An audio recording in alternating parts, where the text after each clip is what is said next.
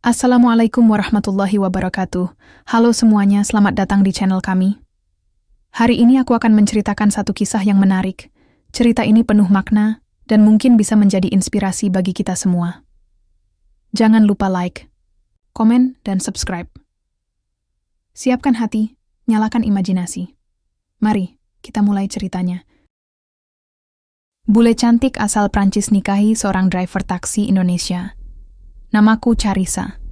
Aku berasal dari Prancis. Ayahku pemilik salah satu brand fashion ternama yang produknya tersebar di berbagai negara, termasuk Indonesia. Aku datang ke Jakarta bukan untuk liburan, tapi untuk urusan bisnis. Perusahaan kami sedang menjajaki kerja sama dengan beberapa toko besar di sini. Hari itu, aku baru saja keluar dari sebuah gedung pertemuan di kawasan Sudirman. Sore menjelang malam, jalanan macet, panas, dan aku kehabisan sinyal. Aplikasi transportasi online yang biasanya kuandalkan tidak bisa diakses. Aku berdiri di trotoar, mencoba mengangkat ponsel ke atas seperti orang bodoh, berharap mendapat satu bar sinyal. Tapi hasilnya nihil. Saat itulah sebuah taksi tua berhenti, di hadapanku kedatangan. Sopirnya membuka kaca jendela, menoleh sebentar, dan berkata, "Mau kemana, Mbak?" Suaranya tenang, tidak tergesa. Wajahnya juga bersih dan tenang. Aku sempat bengong beberapa detik. Bukan karena mobilnya, tapi karena sopir itu. Dia sangat tampan. Tanpa pikir panjang, aku membuka pintu dan duduk di kursi belakang. "Hotel Raffles Place," kataku.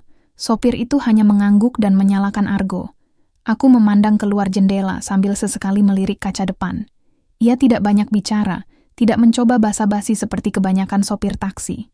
Dia hanya fokus mengemudi. Dengan tangan kiri sesekali mengganti persneling. Setelah 10 menit, aku tak tahan untuk tidak bertanya. "Nama kamu siapa?" "Rangga." Jawabnya singkat, masih menatap jalan. Aku tersenyum kecil. "Saya Charissa." Dia menoleh sebentar, sopan. "Sudah lama di Jakarta, Mbak?" "Baru 3 hari. Saya orang Prancis, datang ke sini urusan kerja." "Selamat datang. Semoga betah," ujarnya ringan. Suasana hening kembali, tapi bukan hening yang canggung, justru membuatku nyaman. Di luar klakson bersautan, tapi di dalam mobil ini, semuanya terasa damai. Tiba di hotel, aku membuka dompet dan menyerahkan 2 lembar 100 ribuan. Argo hanya menunjukkan 48.000. "Ini," ujarku. Dia menoleh dan menggeleng. "Kebanyakan, argonya cuma segini." "Anggap saja tip," jawabku sambil tersenyum. Tapi dia tetap menggeleng. "Saya ambil sesuai argo ya, sisanya saya kembalikan." Aku terdiam. Jarang sekali ada sopir taksi seperti dia. Setelah itu, aku masuk ke hotel. Tapi bayangan wajah Rangga terus menempel di kepalaku. Waktu dia menolak uang lebih itu, ekspresinya sangat tenang, seolah tidak terkesan oleh siapapun. Malam itu aku tak bisa tidur nyenyak. Entah kenapa, wajahnya terus muncul. Cara bicaranya, tatapan matanya yang lurus, dan sikapnya yang tidak dibuat-buat. Besoknya, aku kembali ke lokasi yang sama. Sengaja. Berdiri di tempat kemarin dengan alasan pura-pura mencari taksi, dan benar saja, mobil tua itu muncul lagi. Kali ini, sebelum dia bicara, aku langsung membuka pintu dan duduk. Rangga menatapku lewat kaca spion, sedikit bingung, tapi akhirnya tersenyum. "Ketagihan naik taksi tua ya?" Aku hanya tertawa kecil. "Iya, taksinya nyaman." Dia tidak komentar lebih lanjut. Tapi sejak itu, aku selalu berusaha naik taksi itu. Setiap hari. Kadang alasanku dibuat-buat. Kadang aku hanya minta dia mengantar keliling kota, tanpa tujuan jelas. Aku tahu, aku mulai menyukai Rangga. Dan aku tidak peduli kalau itu terdengar bodoh. Beberapa kali aku mencoba menggali lebih banyak tentangnya. Ia tinggal di kawasan pinggiran, merawat ibunya yang sakit-sakitan. Pernah kuliah, tapi tidak selesai karena biaya. Sekarang dia menyetir taksi milik temannya, sistem setoran. Dia tidak pernah mengeluh, tidak pernah menceritakan hidupnya dengan nada menyedihkan. Hari ke-7 aku naik taksi itu, aku memberanikan diri berkata, "Kamu tahu nggak, kamu ganteng banget." Dia tertawa pelan. Gantengnya sopir kampung, Mbak. Aku balas menatapnya. Saya serius. Rangga tidak menjawab. Tapi malam itu, saat kami tiba di hotel, dia tidak langsung pergi. Dia membuka kaca jendela dan berkata, "Terima kasih, Mbak Karissa. Tapi jangan terlalu sering naik taksi ini. Dunia kamu terlalu tinggi buat orang kaya saya." Aku hanya tersenyum. Kamu belum tahu saya siapa. Dan memang benar. Dia belum tahu. Tapi aku tahu satu hal pasti. Aku, Karissa, anak dari pemilik brand ternama dunia, sedang jatuh cinta pada seorang sopir taksi dari Indonesia. Namaku Rangga. Aku kerja sebagai sopir taksi. Mobil ini bukan milikku, tapi milik teman lama. Setiap hari aku setor hasil narik, sisanya buat makan dan beli obat untuk ibu di rumah. Hidupku sederhana. Sudah biasa. Tidak ada yang istimewa. Tapi sejak seminggu lalu, semuanya jadi aneh. Namanya Karissa. Bule. Cantik. Rambut pirang, mata biru, senyumnya tenang tapi tegas. Dia pertama kali masuk taksi waktu aku ngetem di Sudirman. Kelihatan bingung, berdiri sendiri di trotoar, lalu tanpa banyak tanya langsung. Duduk di kursi belakang. Sejak itu, entah kenapa dia selalu muncul. Kadang nungguin di tempat yang sama. Kadang dia pesan dari lokasi yang jauh. Tapi selalu minta aku yang jemput. Pernah sekali aku tanya, "Kenapa harus saya?" Dia cuman bilang, "Karena nyaman." Aku nggak ngerti maksudnya. Tapi ya sudah, rezeki nggak boleh ditolak. Selama seminggu itu, Karissa makin sering ajak ngobrol. Tanya-tanya soal keluargaku, kehidupanku, mimpi-mimpiku yang tertunda. Aku jawab sekenanya. Aku nggak pernah ngeluh, karena memang hidup ini sudah cukup. Sampai pada hari itu, dia duduk di bangku depan, bukan di belakang seperti biasa. Dia tatap wajahku dan bilang, "Kamu tahu nggak? Kamu ganteng banget." Aku ketawa waktu itu. Jujur, lucu. Aku bilang aja, gantengnya sopir kampung. Tapi dia nggak ketawa. Matanya serius. Dan sejak itu, aku mulai waspada. Aku tahu maksud tatapannya. Aku tahu cara dia bicara.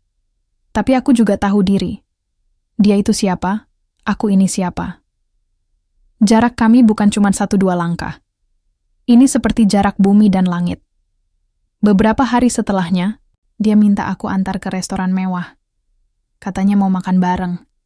Aku pikir, ya udahlah, toh aku cuma nganter. Tapi sampai di sana, dia bilang, "Kita makan bareng ya." Duduk berdua.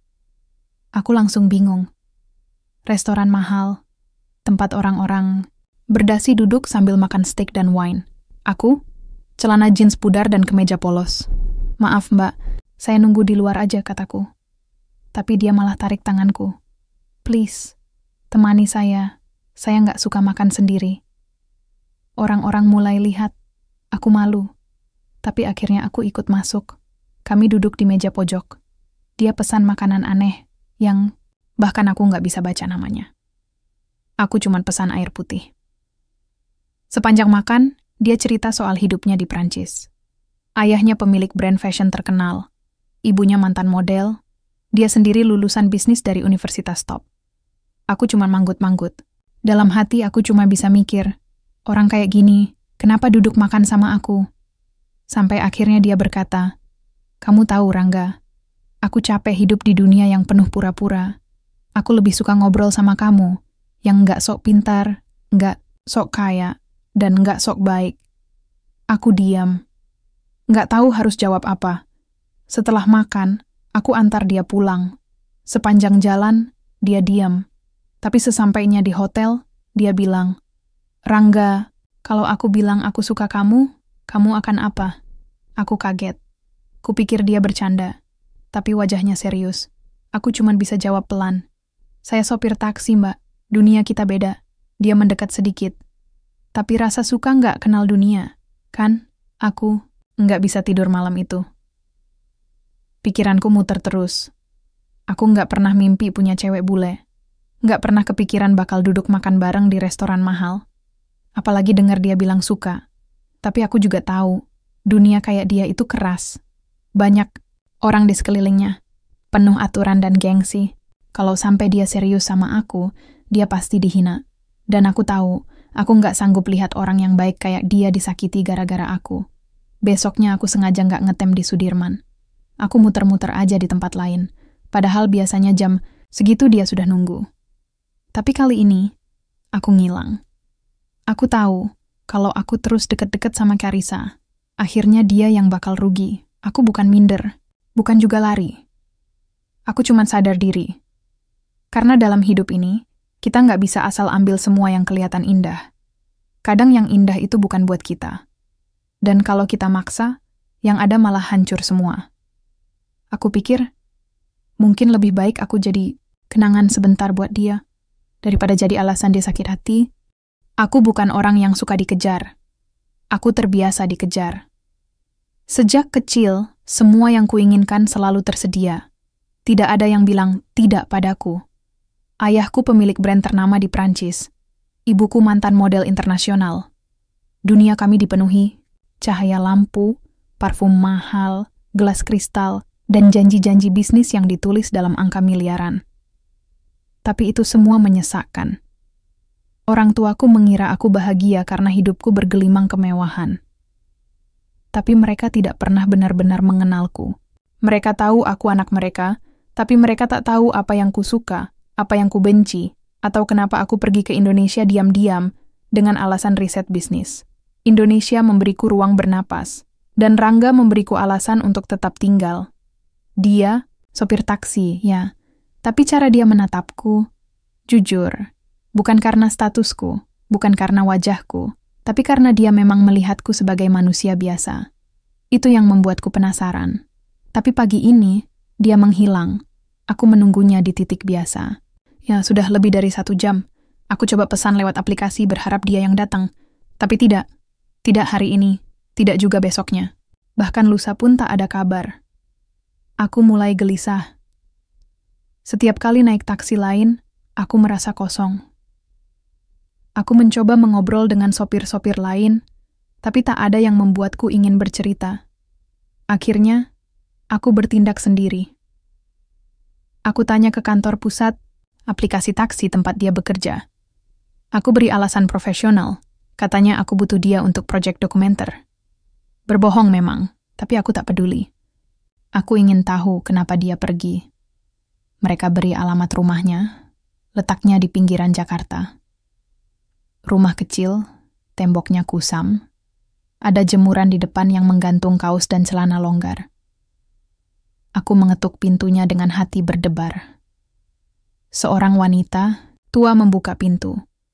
Rambutnya memutih, wajahnya keriput, tapi senyumnya hangat. Kamu, siapa nak? Namaku Carissa. Saya teman Rangga. Dia tersenyum. Masuk ya. Aku masuk. Rumah itu sederhana, tapi bersih. Tak ada barang mewah. Hanya kursi kayu, rak buku kecil, dan foto-foto Rangga waktu masih kecil. Ibu Rangga bercerita, pelan dan hangat. Katanya, Rangga anak satu-satunya. Sejak kecil selalu jujur, gak neko-neko. Sejak ayahnya meninggal, Rangga yang mengurus semua. Saya tahu kamu bule. Cantik, tapi kamu tahu nak, Rangga itu anak yang terlalu tahu diri. Dia pasti mundur karena gak mau kamu susah karena dia. Aku diam. Ibu Rangga benar. Dia lari bukan karena takut, tapi karena ingin melindungiku dari dunia yang akan menghakiminya. Tapi aku bukan anak kecil, dan aku bukan perempuan yang gampang menyerah. Saat pulang, aku langsung ambil keputusan. Aku datang ke rumah Rangga 2 hari kemudian. Kali ini dia yang buka pintu. Dia kaget melihatku, bahkan mundur 1 langkah. Kenapa kamu kesini? Suaranya pelan. Aku datang karena kamu pergi tanpa alasan. Aku sopir taksi. Kamu Carissa. Dunia kita beda. Aku tahu siapa aku, tapi kamu salah kalau berpikir aku nggak tahu apa yang aku rasakan. Dia diam. Matanya menghindar. Tapi aku bisa lihat. Dia tak tahan melihatku berdiri di depan pintu rumahnya. Aku nggak minta kamu kaya, Rangga. Aku cuma minta kamu jujur. Kamu suka aku? Dia menunduk. Lama. Iya. Aku tersenyum. Kalau begitu jangan lari lagi. Dia masih ragu. Tapi aku tidak. Aku yang akan tarik tangannya jika dia mundur. Aku yang akan berdiri di depan jika orang-orang mulai bicara kasar soal kami. Karena hidupku akhirnya punya tujuan yang lebih dari sekadar gelar atau uang. Aku ingin Rangga jadi temanku, pasanganku. Dan kalau dunia ini ingin menertawakan keputusan seorang Carissa yang memilih sopir taksi, silakan. Karena aku sudah cukup lama hidup di dunia yang penuh pura-pura. Sekarang, aku hanya ingin hidup dengan seseorang yang nyata. Yang tidak malu tinggal di rumah kecil, tidak takut dengan penolakan orang-orang, dan tidak minder dengan jas yang tak pernah dipakainya. Aku, Carissa Delacroix, memilih Rangga, dan aku tak akan mundur. Aku tidak pernah membayangkan akan masuk ke rumah sebesar ini.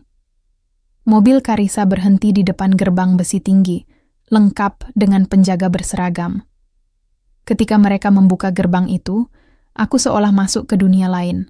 Halaman depan rumahnya lebih luas dari lapangan futsal. Air mancur berdiri megah di tengah, mengalir tenang seperti suara Carissa setiap kali bicara. Mobilnya berhenti di depan pintu utama. Seorang pelayan langsung membukakan pintu untuknya. Aku turun pelan, canggung. Sepatuku bolong di ujung kiri, dan aku tahu betul, lantai marmer ini terlalu bersih untuk telapak yang biasa menginjak aspal dan debu terminal. Tenang aja, bisik Carissa. Mereka nggak akan makan kamu.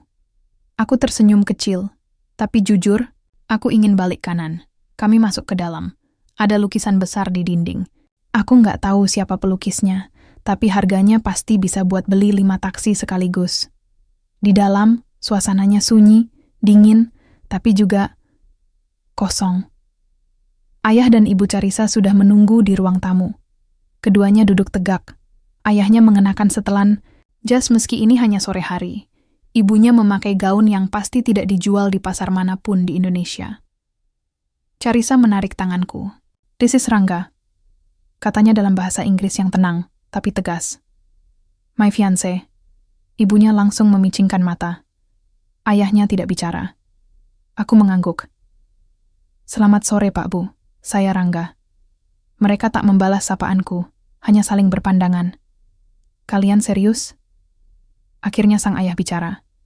Satu kalimat pendek, tapi rasanya seperti palu.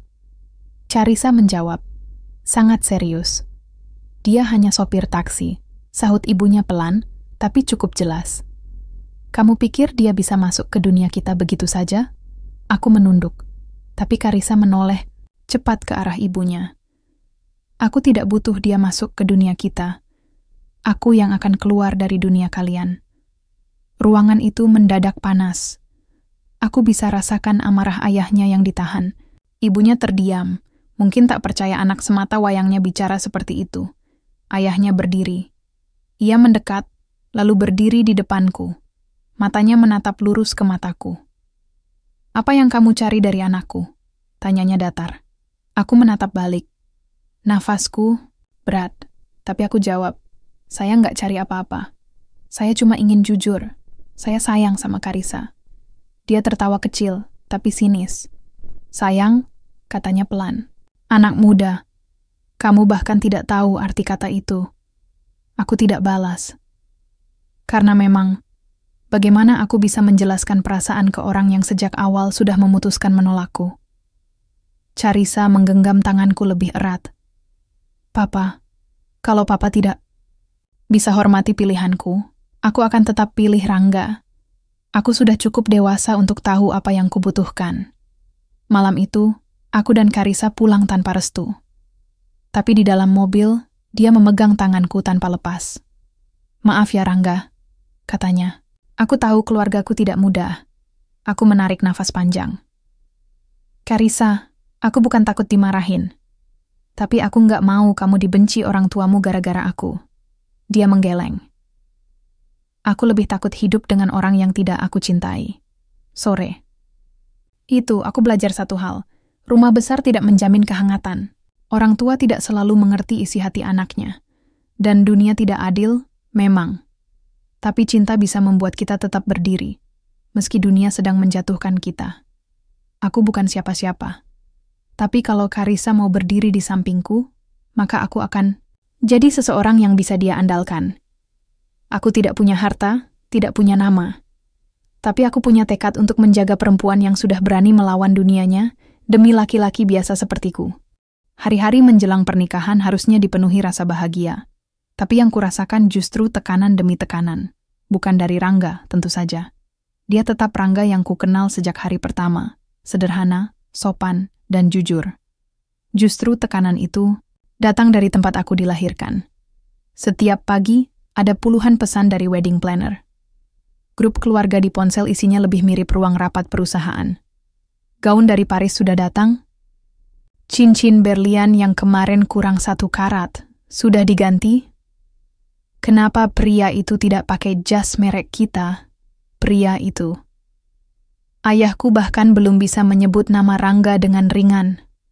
Ibuku masih sibuk membandingkannya dengan mantan kekasihku, yang CEO muda dan fasih 5 bahasa. Hari ini kami melakukan fitting jas untuk Rangga. Aku ikut menemaninya ke butik langganan keluarga.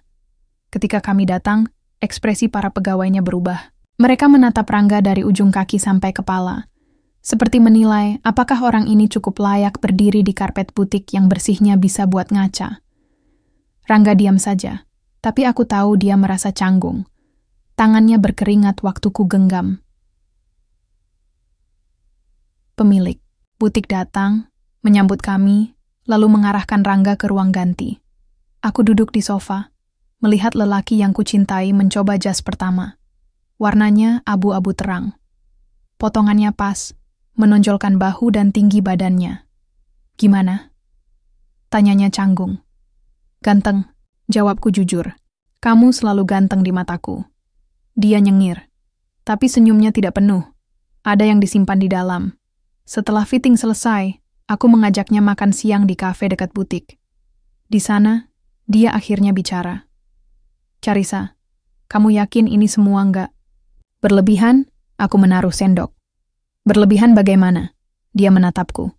Pernikahan kita. Semua orang seolah ingin bikin aku merasa enggak pantas. Dan jujur, kadang aku percaya, aku cuma sopir Carissa. Di tengah semua jas mahal itu, aku ngerasa kayak boneka yang dipakaikan pakaian bagus buat pajangan. Aku terdiam. Sakit dengar dia bicara begitu. Tapi lebih sakit lagi tahu dia menyimpan perasaan itu sendiri selama ini. Dengar Rangga, aku menggenggam tangannya di atas meja. Kamu tahu kenapa aku jatuh cinta sama kamu? Karena kamu gak pernah pura-pura. Di dunia aku, semuanya soal citra. Tapi kamu tulus. Itu hal paling mahal di dunia yang bahkan gak bisa dibeli dengan uang keluarga aku. Dia menunduk. Tapi Carissa, semua orang menganggap aku cuma numpang hidup dari kamu. Aku nggak peduli semua orang. Aku cuma peduli kamu. Dan asal kamu tahu, aku yang butuh kamu. Aku yang minta kamu tetap di sisiku, bukan sebaliknya. Dia diam lagi. Tapi aku tahu kata-kataku menyentuh hatinya. Sore itu, sebelum kami pulang, dia bilang sesuatu yang membuatku ingin menangis. Kalau bukan karena kamu, mungkin aku sudah lari dari semua ini. Aku tersenyum pelan.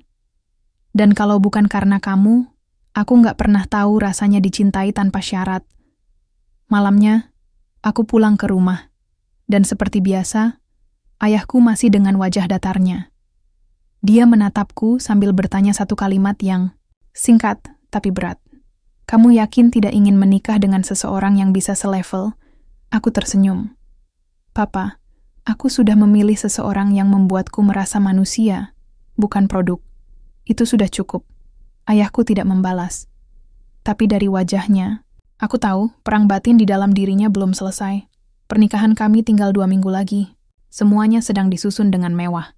Tapi di balik itu, ada 2 hati yang sedang belajar mencintai dalam sunyi, bertahan dalam tekanan, dan percaya bahwa cinta sejati tidak lahir dari status sosial, tapi dari keberanian untuk tetap berdiri, meski satu dunia meragukanmu. Gedung pernikahan itu megah. Bunga mawar putih mengelilingi pintu masuk. Lantainya mengilap, tamu-tamu berdatangan dengan mobil mewah. Para tamu mengenakan baju terbaik mereka. Tak sedikit yang datang Bukan untuk memberi selamat, tapi untuk melihat apakah kabar itu benar. Bahwa Carissa, anak pemilik brand fashion ternama dari Prancis, akan menikahi sopir taksi Indonesia. Di balik tirai ruang rias, aku berdiri di depan cermin. Gaun pengantinku menjuntai panjang, dihiasi kristal halus. Wajahku sudah dipoles makeup artist terkenal dari Paris. Tapi entah kenapa, aku justru merasa asing di balik semua kemewahan ini. Seolah semua ini bukan untukku, melainkan untuk meyakinkan dunia bahwa cinta seperti ini bisa diterima asal dibungkus dengan glamor. Pintu diketuk pelan. Yang masuk adalah mamaku. Wajahnya lembut hari ini, berbeda dari biasanya. Dia duduk di sampingku memegang tanganku. Carissa, Mama tahu kamu keras kepala, tapi hari ini Mama ingin bilang sesuatu, katanya pelan. Aku menoleh. Apa itu? Mama melihat bagaimana kamu berubah sejak kenal Rangga. Kamu lebih dewasa, lebih berani. Kamu tahu apa yang kamu mau. Mungkin awalnya Mama dan Papa hanya melihat dia dari pekerjaannya, tapi dari caramu mencintai dia, Mama akhirnya sadar. Kebahagiaan itu bukan soal siapa yang paling kaya, tapi siapa yang paling tulus. Aku terdiam. Di antara kata-katanya, aku tahu Mama sedang mewakili Papa juga. Karena sejak semalam, Papa belum berkata apa-apa padaku. Tidak juga pagi ini. Beberapa menit sebelum akad, aku melihat Rangga dari balik tirai. Dia berdiri tenang di depan meja ijab, kabul. Dia hanya mengenakan jas hitam biasa, tanpa label mahal, tanpa hiasan berlebihan. Tapi justru disitulah dia paling tampan. Sederhana, apa adanya. Saat namaku disebut dalam akad, dadaku bergetar. Suaraku sempat tertahan ketika menjawab. Tapi aku mantap. Karena ini yang kupilih. Bukan karena pemberontakan, bukan karena emosi, tapi karena keyakinan. Dan ketika semua selesai, ketika kami resmi menjadi suami istri, aku menatap Rangga, lalu berkata pelan, mulai hari ini, kamu bukan cuma sopir taksi, kamu adalah nahkoda hidupku. Rangga tersenyum. Tapi air matanya jatuh diam-diam. Acara resepsi dimulai. Musik lembut mengalun, makanan terbaik disajikan. Semua tamu tampak bahagia, berfoto, tersenyum. Tapi aku tahu, sebagian masih menyimpan tanya dalam hati mereka. Kenapa? Jawabannya datang saat Papa berdiri di podium, mengambil mikrofon. Semua tamu langsung diam. Ada satu pelajaran penting yang saya dapat dari putri saya hari ini, katanya. Suaranya tenang, tapi tegas. Selama ini, saya sibuk membangun citra, reputasi, dan nama besar. Tapi saya lupa membangun yang paling penting, menghargai hati orang lain. Ia menoleh ke Rangga. Saya pernah meragukan kamu. Saya kira kamu hanya beruntung. Tapi hari ini saya sadar. Kebahagiaan anak saya bukan di tangan saya, tapi di tangan seseorang yang berani melindunginya meski dihina, yang tetap berdiri meski direndahkan. Seketika, ruang itu hening. Lalu, tepuk tangan mengisi seluruh ruangan. Tapi bagiku, bukan tepuk tangan itu yang paling berarti. Melainkan ketika Papa berjalan ke arah kami, menepuk bahu Rangga, lalu memeluknya. Rangga sempat kaku, tapi pelan-pelan dia balas memeluk. Aku menahan tangis. Seluruh perjuangan kami seolah terbayar lunas hari itu. Malamnya, kami pulang ke apartemen, sederhana milik kami sendiri. Bukan rumah mewah, Papa. Kami memilih tinggal di tempat yang kecil tapi tenang. Saat aku meletakkan kepala di pundak Rangga, dia berbisik. Aku masih belum percaya kamu jadi istriku. Aku tertawa kecil. Dan aku masih belum percaya kamu bisa sabar sampai sejauh ini. Rangga menatapku. Karena kamu layak diperjuangkan. Keesokan harinya, hidup kembali berjalan seperti biasa. Tidak ada mobil pengawal, tidak ada pesta, tapi aku bahagia. Lebih dari apapun yang pernah kupunya. Karena akhirnya, aku paham. Menikahi orang seperti Rangga bukan tentang menurunkan derajat, tapi justru menaikkan nilai hidup. Dan kepada siapapun yang bertanya, aku akan jawab dengan tegas, aku bahagia karena aku memilih cinta. bukan gengsi.